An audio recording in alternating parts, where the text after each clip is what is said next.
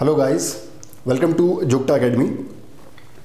आज हम अपनी जो HP allied edge 50 day challenge है उसी के कंटिन्यूएशन में जो हम करंट अफेयर्स कर रहे थे जनवरी के थर्ड वीक के जो आपके करंट अफेयर्स हैं उनको आज हम कवर करेंगे। MCQ बेस्ड जो आपके करंट अफेयर, ठीक है।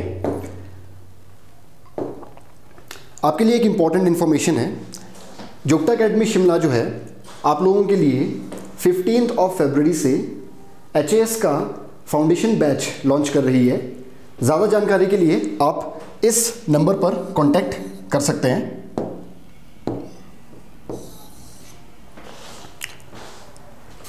Moving on to our first question, India's CPSE का मतलब है सेंट्रल पब्लिक सेक्टर एंटरप्राइज काबिल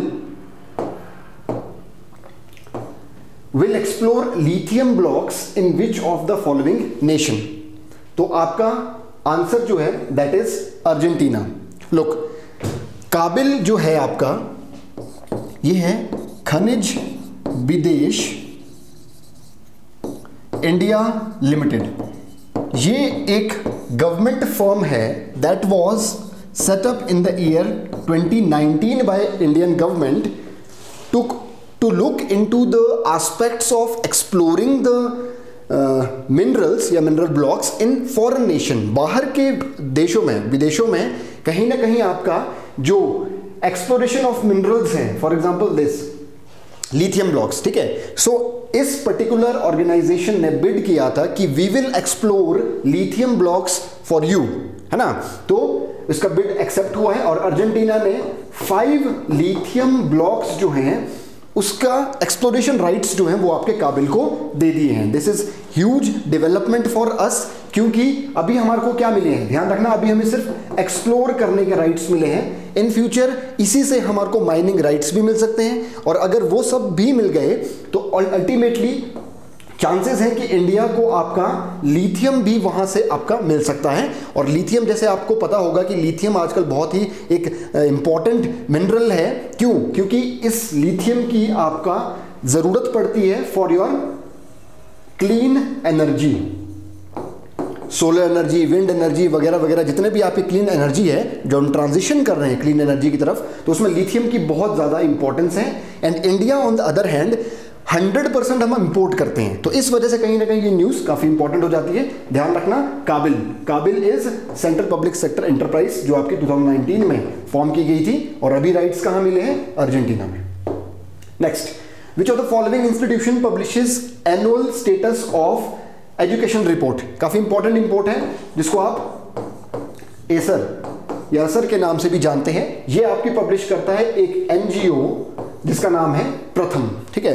तो ये जो ऑर्गेनाइजेशन है इसने अभी रिसेंटली रिपोर्ट में क्या क्या बताया है। पहली बात तो एज ग्रुप जो रखा गया है वो रखा गया है 14 से 18 साल के बच्चों का, और फाइंडिंग्स क्या है कि 14 से 18 साल के बच्चे जो हैं उनमें 86.8% जो है वो आपका क्या कर रहे हैं, किसी ना किसी एजुकेशनल इंस्टीट्यूशन में जा रहे हैं। सिंपली एनरोलमेंट जो है, रेट जो है वो 86.8% है। दूसरी इंपॉर्टेंट फाइंडिंग क्या है कि इसी एज ग्रुप में 90% ऑफ द यूथ जो है उनके पास क्या है, they are having the smartphones and most of them are using this smartphone for study purpose. तो काफी इंपॉर्टेंट है कहीं ना कहीं ये चीज। तो मतलब डिजिटाइजेशन इन एजुकेशन वो हो रहा है, इस रिपोर्ट के माध्यम से ये पता लगा है, ठीक है।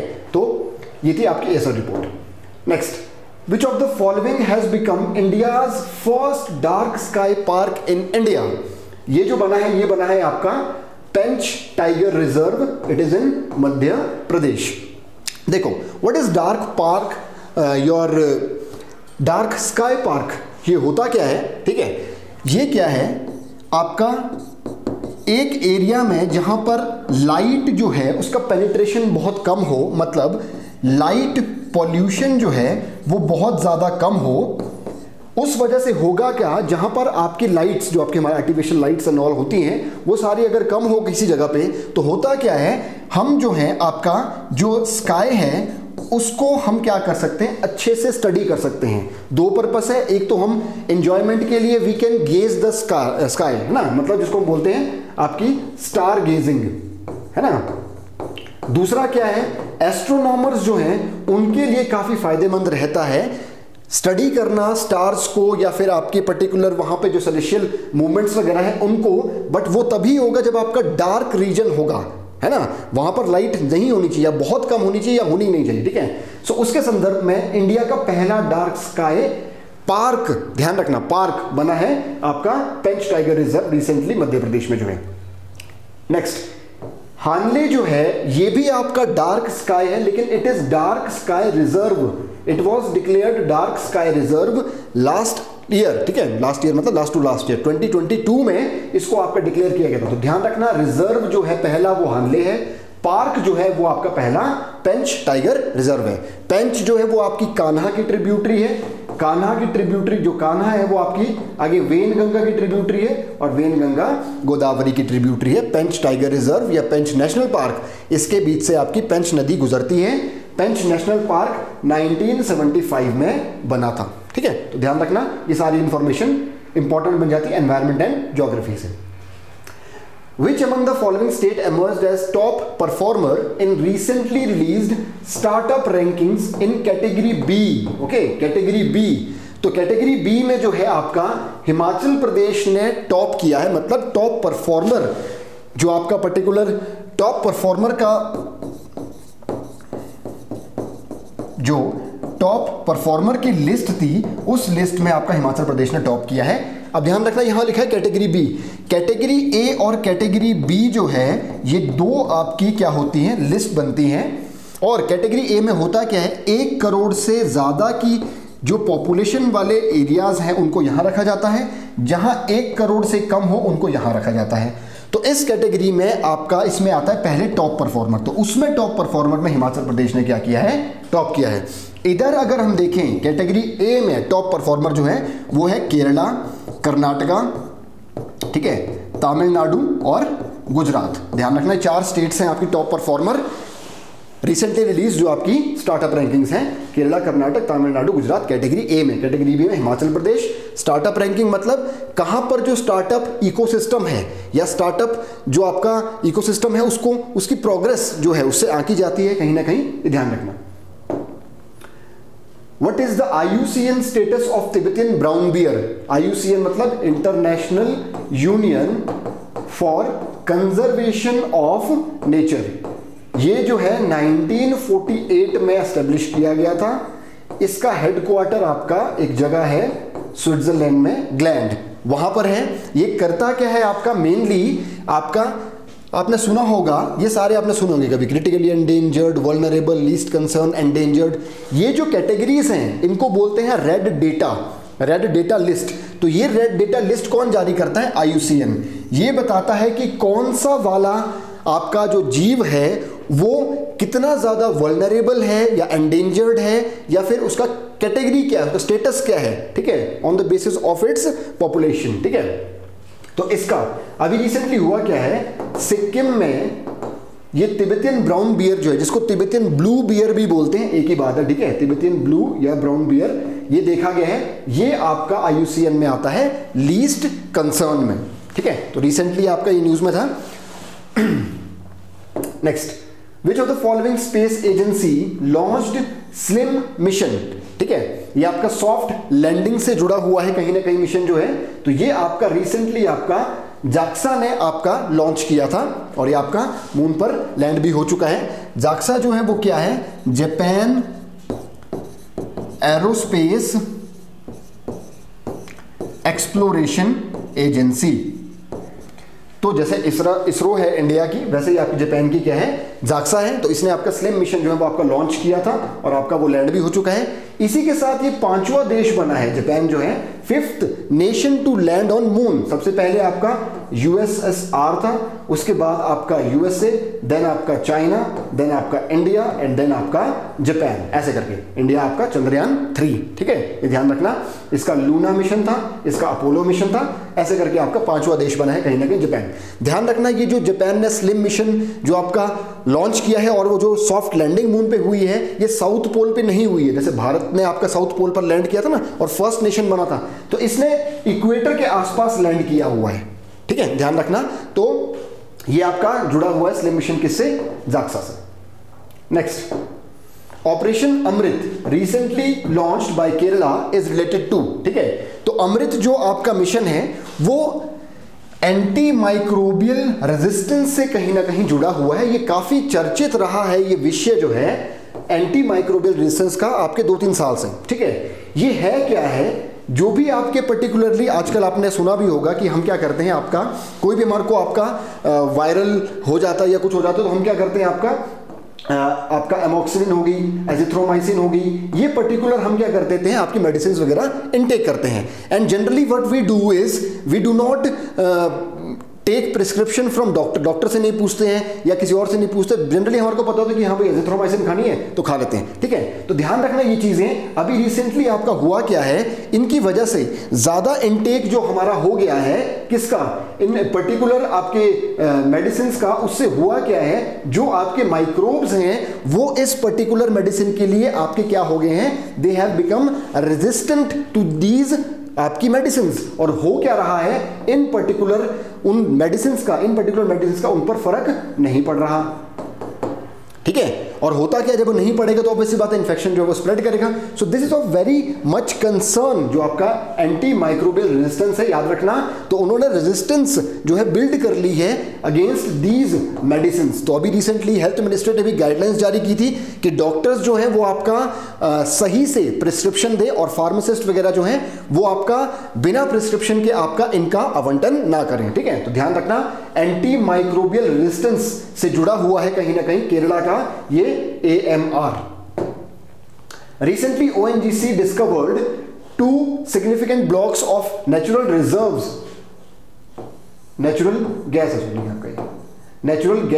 reserves in which river basin। तो रिसेंटली जो आपका ONGC है उसको नेचुरल गैस रिजर्व्स जो हैं वो आपके मिले हैं, कहां पर मिले हैं, महानदी में मिले हुए हैं, ठीक है, महानदी रिवर बेसिन में। महानदी जो है वो आपका क्या है, ईस्ट फ्लोइंग रिवर है, ये बे ऑफ बंगाल में ड्रेन करती है, ठीक है। ये आपकी छत्तीसगढ़ से निकलती है, 850 या 851 किलोमीटर आपका पर्टिकुलरली इसकी क्या है, इसकी लेंथ है महानदी की, ठीक है।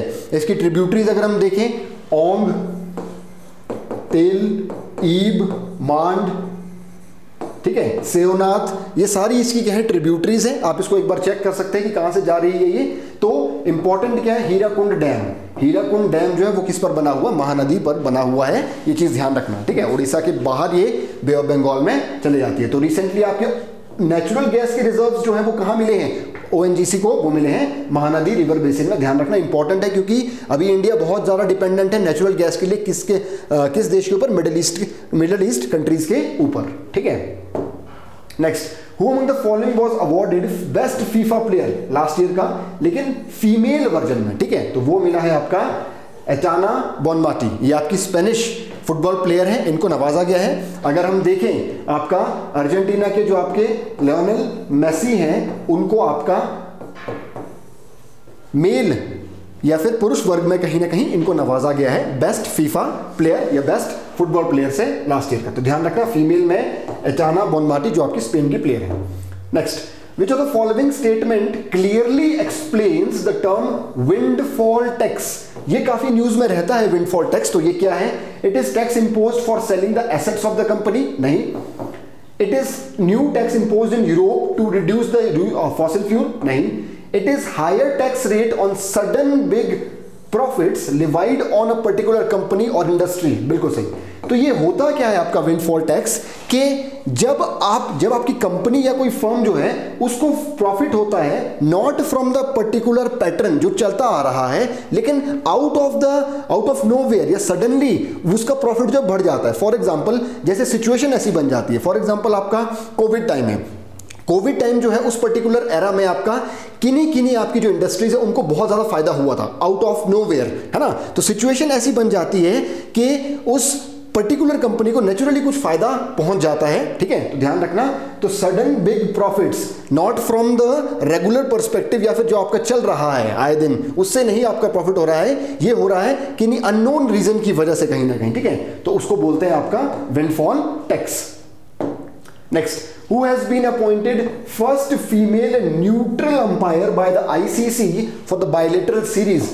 ऑस्ट्रेलिया और साउथ अफ्रीका की बायलेटरल सीरीज के लिए न्यूट्रल अंपायर जो है फर्स्ट फीमेल किसको चुना गया है? तो वो है सू रेडफर्न। ठीक है, ध्यान रखना, इंपॉर्टेंट क्वेश्चन है, आप लोगों को ऐसे स्टैटिक क्वेश्चन दे देते हैं कि न्यूट्रल अंपायर मतलब not belonging to any of these nations. आपने देखा होगा कि बायलेटरल सीरीज में क्या होता है, आपके उन देशों में से एक पर्टिकुलर अंपायर या दो पर्टिकुलर अंपायर जो भी हैं वो क्या होंगे, वो उसी देश से होंगे। ठीक है, और एक अंपायर जो होगा वो बाहर से होगा। ठीक है, आपका तो उसको बोलते हैं न्यूट्रल अंपायर। तो ध्यान रखना, सू रेडफर्न को आपका कहीं ना कहीं अपॉइंट किया गया है क्या, first neutral umpire for the bilateral series Australia South Africa. Next, recently the maiden bilateral maritime exercise Ayodhya was conducted between which two nations? तो अभी जैसे आपने रिसेंटली सुना होगा कि इनॉग्रेशन आपका हो गया है अयोध्या में राम मंदिर का। ठीक है, उसी कॉन्टेक्स्ट में ये इंपॉर्टेंट बन जाता है। ये एक्सरसाइज जो है ये आपके पिछले साल दिसंबर में हो चुकी है, लेकिन न्यूज़ में आपकी आई है इस वक्त। ये है आपकी इंडिया और थाईलैंड। इंडिया और थाईलैंड का हम अगर कॉन्टेक्स्ट देखें बेटा, तो वो आपका हिस्टोरिकल पर्सपेक्टिव से भी है। ठीक है, तो इंडिया में अयोध्या जो है और थाईलैंड में आपके शहर है अयोध्या, तो इन दोनों का सिग्निफिकेंस जो है वो इस एक्सरसाइज में झलकता है। ठीक है, इसीलिए ये आपका पर्टिकुलर न्यूज में था। तो एक्सरसाइज अयोध्या, ध्यान रखना, नेवल एक्सरसाइज जो है इंडियन ओशन में जो है वो हुई इंडिया एंड थाईलैंड के बीच में, अयोध्या एंड अयोध्या, उसी से आपका ये अयोध्या आया है, ध्यान रखना चीज। ठीक है, so to join our Telegram or WhatsApp or to join us on these particular platforms, you can scan the code and become the member of your आपके जुक्ता अकेडमी। ठीक है, तो आप इसको स्कैन कर सकते हैं। सो आज के लिए आपका इतना ही, मिलेंगे आपको नेक्स्ट लेक्चर में, जनवरी का जो आपका लास्ट वीक का करंट अफेयर है। Thank you.